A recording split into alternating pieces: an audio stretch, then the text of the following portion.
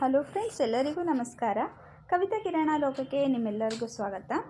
ಅಕ್ಷಯ ತೃತೀಯ ದಿನ ಪ್ರತಿಯೊಬ್ಬರು ಕೂಡ ಚಿನ್ನವನ್ನು ಖರೀದಿಯನ್ನು ಮಾಡ್ತಾರೆ ಸ್ನೇಹಿತರೆ. ಆದರೆ ಕೆಲವೊಂದು ಕಾರಣಗಳಿಂದ ಅಕ್ಷಯ ತೃತೀಯ ದಿನ ಚಿನ್ನವನ್ನು ಅಥವಾ ಬೆಳ್ಳಿಯನ್ನು ಖರೀದಿಯನ್ನು ಮಾಡೋದಕ್ಕೆ ಆಗೋದಿಲ್ಲ. ಅಂಥವರು ಅಕ್ಷಯ ತೃತೀಯವನ್ನು ಬಿಟ್ಟು ಬೇರೆ ಎಲ್ಲ ಯಾವ ದಿನದಲ್ಲಿ ಚಿನ್ನವನ್ನು ತಗೋಬೋದು, ಯಾವ ದಿನ ನಾವು ಚಿನ್ನವನ್ನು ತಗೊಂಡ್ರೆ ನಮಗೆ ಅಷ್ಟೇ ಒಂದು ಅಕ್ಷಯ ಫಲ ನಮಗೆ ವರ್ಷ ಪೂರ್ತಿ ಸಿಗುತ್ತದೆ ಎಂಬುದರ ಒಂದು ಸಂಪೂರ್ಣ ಮಾಹಿತಿನ ಇವತ್ತಿನ ವಿಡಿಯೋದಲ್ಲಿ ತಿಳ್ಕೊಳ್ಳೋಣ ಸ್ನೇಹಿತರೆ.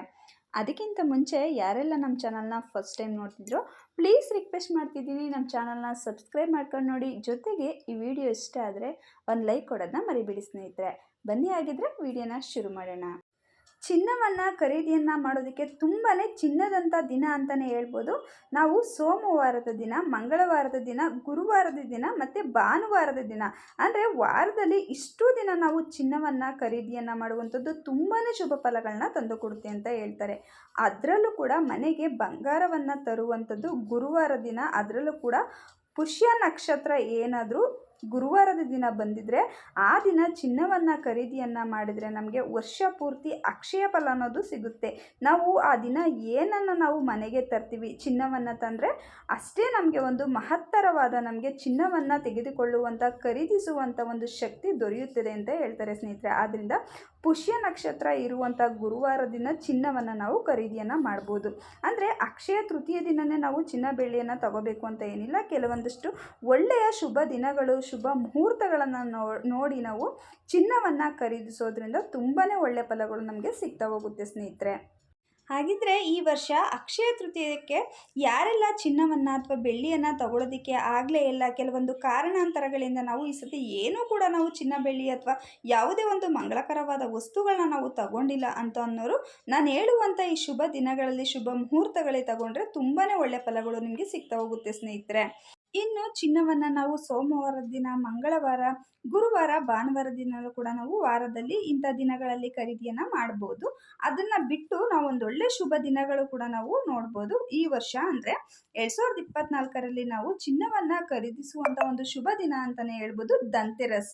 ಈ ಧನ್ತೆರಸ್ ದಿನ ನಾವು ಯಾಕೆ ಚಿನ್ನವನ್ನು ಖರೀದಿಸಿದ್ರೆ ತುಂಬಾ ಒಳ್ಳೆಯದು ಅಂತ ನೋಡೋದಾದರೆ, ಸಮುದ್ರ ಮಂಥನ ಎಂದು ಕರೆಯಲ್ಪಟ್ಟಿರುವ ಕ್ಷೀರ ಸಮುದ್ರದ ಮಂಥನದ ಸಮಯದಲ್ಲಿ ಸಂಪತ್ತಿನ ದೇವತೆಯಾದಂಥ ಲಕ್ಷ್ಮೀ ದೇವಿಯು ಸಮುದ್ರದಿಂದ ಹೊರಹೊಮ್ಮಿದ ದಿನ ಅಂತ ಇದನ್ನು ನಾವು ಆಚರಣೆಯನ್ನು ಮಾಡ್ತೀವಿ. ಆದ್ದರಿಂದ ಈ ದಿನ ನಾವು ಚಿನ್ನವನ್ನು ಖರೀದಿಸೋದ್ರಿಂದ ಲಕ್ಷ್ಮೀ ದೇವಿಯ ಆಶೀರ್ವಾದವನ್ನು ನಾವು ಪಡಿಬೋದು. ಆದ್ದರಿಂದ ಮನೆಗೆ ಸಂಪತ್ತು ಮತ್ತು ಸಮೃದ್ಧಿಯನ್ನು ಹೆಚ್ಚಿಸುವಂಥ ಈ ದಿನ ನಾವು ಚಿನ್ನವನ್ನು ಖರೀದಿಸ್ಬೋದು ಸ್ನೇಹಿತರೆ. ಆದ್ದರಿಂದ ಯಾರೆಲ್ಲ ಅಕ್ಷಯ ತೃತೀಯಕ್ಕೆ ಚಿನ್ನವನ್ನು ತಗೊಂಡಿಲ್ಲ ಅಂತಿರ್ತೀರೋ ಅಂಥವರು ನೀವು ಧನ್ತೆರಸ್ ದಿನ ನೀವು ಚಿನ್ನವನ್ನು ತಗೋಬೋದು. ಅಂದರೆ ಮೇ 10ನೇ ತಾರೀಕು ಅಕ್ಷಯ ತೃತೀಯ ಇದೆ, ಆ ದಿನನೂ ಕೂಡ ನೀವು ತಗೋಬೋದಿತ್ತು. ಆ ದಿನ ಯಾರೆಲ್ಲ ತಗೊಳ್ಳೋದಕ್ಕೆ ಆಗಲಿಲ್ಲ ಅಂತ ಅನ್ನೋರು ಧನ್ತೆರಸ್ ದಿನ ತಗೊಳ್ಳಿ. ಅದನಂತರದಲ್ಲಿ ನೋಡೋದಾದರೆ ಪುಷ್ಯ ನಕ್ಷತ್ರ. ವೈದಿಕ ಜ್ಯೋತಿಷ್ಯ ಶಾಸ್ತ್ರದ ಪ್ರಕಾರ ಪುಷ್ಯಮಿಯನ್ನು ಗುರುಗ್ರಹವು ಆಳುತ್ತದೆ ಅಂತ ನಂಬಲಾಗಿದೆ. ಇದು ಸಮೃದ್ಧಿ, ಅದೃಷ್ಟ ಮತ್ತು ಸಂಪತ್ತನ್ನು ಸಂಕೇತಿಸುತ್ತದೆ. ಆದ್ದರಿಂದ 2024ರಲ್ಲಿ ಚಿನ್ನವನ್ನು ಖರೀದಿಸಲು ಈ ದಿನವನ್ನು ಅತ್ಯಂತ ಮಂಗಳಕರ ದಿನ ಅಂತ ಪರಿಗಣಿಸಲಾಗುತ್ತದೆ ಸ್ನೇಹಿತರೆ. ಈ ವರ್ಷ ಪುಷ್ಯ ನಕ್ಷತ್ರವು ಕಾಣಿಸಿಕೊಳ್ಳುವ ಹಲವಾರು ದಿನಾಂಕಗಳಿವೆ. ಹಾಗಾಗಿ ನೀವು ಚಿನ್ನವನ್ನು ನಿಮಗೆ ಅನುಕೂಲವಾಗಿರುವಂಥ ದಿನದಲ್ಲಿ ನೀವು ಖರೀದಿಸೋದ್ರಿಂದ ತುಂಬಾ ಒಳ್ಳೆಯದು ಅಂತ ಹೇಳ್ಬೋದು. ಇನ್ನು ನವರಾತ್ರಿಯ ದಿನ ನಾವು ಚಿನ್ನವನ್ನು ಖರೀದಿಸ್ಬೋದು. ನವರಾತ್ರಿಯು ಭಾರತದಲ್ಲಿ ವ್ಯಾಪಕವಾಗಿ ಆಚರಿಸುವಂಥ ಒಂದು ಹಬ್ಬ ಅಂತಲೇ ಹೇಳ್ಬೋದು. ಈ ದಿನ ಬಹಳ ಸಂತೋಷ ಮತ್ತು ಉರುಪಿನಿಂದ ಮತ್ತು ದುರ್ಗಾದೇವಿಗೆ ಸಮರ್ಪಿತವಾದ ಒಂದು ದಿನ ಅಂತಲೇ ಹೇಳ್ಬೋದು. ಹಿಂದೂ ಪುರಾಣಗಳ ಪ್ರಕಾರ ನವರಾತ್ರಿಯು 9 ದಿನಗಳ ಪ್ರತಿದಿನವೂ ಕೂಡ ದೇವಿಯ ಒಂದೊಂದು ರೂಪವನ್ನು ನಾವು ಪೂಜೆಯನ್ನು ಮಾಡ್ತೀವಿ ಮತ್ತು ಈ ದಿನ ಚಿನ್ನವು ಅವಳ ದೈವಿಕ ಶಕ್ತಿಯನ್ನು ಪ್ರತಿನಿಧಿಸುತ್ತದೆ ಅಂತ ಹೇಳಲಾಗುತ್ತೆ. ಆದ್ದರಿಂದ ಈ ಮಂಗಳಕರವಾದ 9 ದಿನಗಳಲ್ಲಿ ಚಿನ್ನವನ್ನು ಖರೀದಿಸಲು ತುಂಬಾ ಒಂದು ಮಹತ್ತರವಾದ ದಿನ ಅಂತಲೂ ಕೂಡ ನಾವು ಕರಿತೀವಿ ಸ್ನೇಹಿತರೆ. ತದನಂತರದಲ್ಲಿ ದಸರಾ ದಿನವೂ ಕೂಡ ನಾವು ಚಿನ್ನವನ್ನು ಖರೀದಿಯನ್ನು ಮಾಡ್ಬೋದು. ದಸರಾ ಅಥವಾ ವಿಜಯದಶಮಿ ಎಂದು ಕರೆಯಲ್ಪಡುವ ದುರ್ಗಾ ಪೂಜೆಯೊಂದಿಗೆ ನವರಾತ್ರಿಯು 10ನೇ ದಿನದಂದು ಮುಕ್ತಾಯಗೊಳ್ಳುತ್ತದೆ.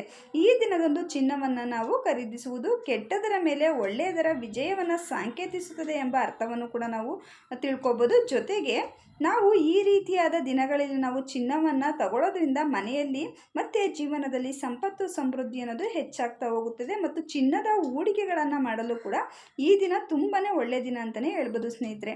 ನಾನು ಹೇಳಿರುವಂಥ ಬರುವಂಥ ನಿಮಗೆ ದಿನಗಳಲ್ಲಿ ಯಾವ ದಿನ ಆಗುತ್ತೋ ಆ ದಿನ ನೀವು ಚಿನ್ನವನ್ನು ಖರೀದಿಸ್ಬೋದು. ಟೋಟಲಿ 2024ರಲ್ಲಿ ನಾವು ಮಕರ ಸಂಕ್ರಾಂತಿ ದಿನ ಅಂದರೆ ಜನವರಿ 15ನೇ ತಾರೀಕು ನಾವು ಚಿನ್ನವನ್ನು ಖರೀದಿಸ್ಬೋದಿತ್ತು. ಅದಾದಮೇಲೆ ನಾವು ಪುಷ್ಯ ನಕ್ಷತ್ರ ಫೆಬ್ರವರಿ 21ನೇ ತಾರೀಕು ಬಂದಿದೆ, ಆಗಲೂ ಕೂಡ ಚಿನ್ನವನ್ನು ಖರೀದಿಸ್ಬೋದು. ಅದಾದಮೇಲೆ ಪುಷ್ಯ ನಕ್ಷತ್ರ ಮಾರ್ಚ್ 19ನೇ ತಾರೀಕು ಕೂಡ ಬಂದಿದೆ.